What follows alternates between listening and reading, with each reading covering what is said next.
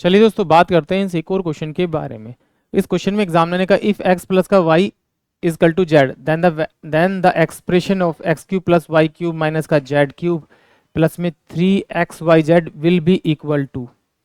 यानी कि अगर आपको थोड़ी बहुत फॉर्मूले पे कमांड है, यानी कि आप दिन में कम से कम एक बार अपने फॉर्मूले को खाली देख लेते हैं, तो इस तरह के क्वेश्चन का आंसर तो आप ओरली निकाल लेंगे।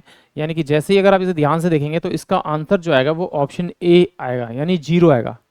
अब ये मुझे कैसे पता लगा? क्योंकि मुझे मालूम है कि अगर मेरे पास में कंडीशन दे रखी है a प्लस का b प्लस का c और ये इन तीनों का सम अगर 0 के बराबर आ रहा है, तो मैं कह सकता हूं कि a का क्यूब प्लस में b का क्यूब प्लस में c का क्यूब बराबर में 3ab और c होता है। तो यहां पर देखिए a का क्यूब प्लस में b का क्यूब प्लस में c का क्यूब और माइनस का 3abc इक्वल टू हो जाएगा 0 के बराबर।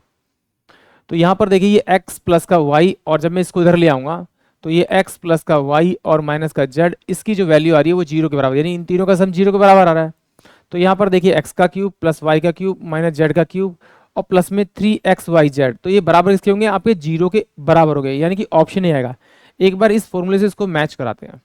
अब जरा देखिए यहाँ पर क्या दे रखा था, ये मेरे को दे रखा था a का क्यूब, तो ये x का क्यूब हो गया। यहाँ मुझे दे रखा है आपका y यानी y का क्यूब, इसके बराबर हो गया। यहाँ पर z दे रखा है तो प्लस का निशान लगाऊंगा और z को मैं क्या माइनस z की अगर क्यूब लगाऊंगा तो ये सेम हो जाएगा।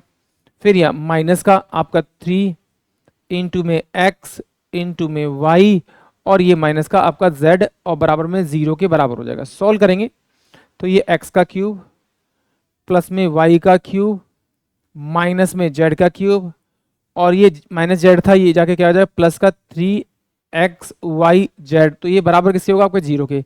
यानी कि मैं डायरेक्ट ओरली इसका आंसर देता हूँ कि ये आंसर क्या आएगा इसका, मेरा ऑप्शन ए यानी 0 आएगा। अगर आप इस तरह से नहीं करना चाहते तो आप फिर एक hit and trial method use कर सकते हैं या फिर वैल्यू पुट करके इसको सॉल्व कर सकते हैं। आप यहाँ पर एक्स वाई जेड की कोई वैल्यू मान लीजिए जो इस कंडीशन को सेटिस्फाई करे। तो मैंने x को 1 मान लिया, y को 1 मान लिया और z को 2 मान लिया, तो इन दोनों का समीशन जो है वो z के वैल्यू के बराबर आ रहा है, यानी कि left hand side right hand side के बराबर आ गई।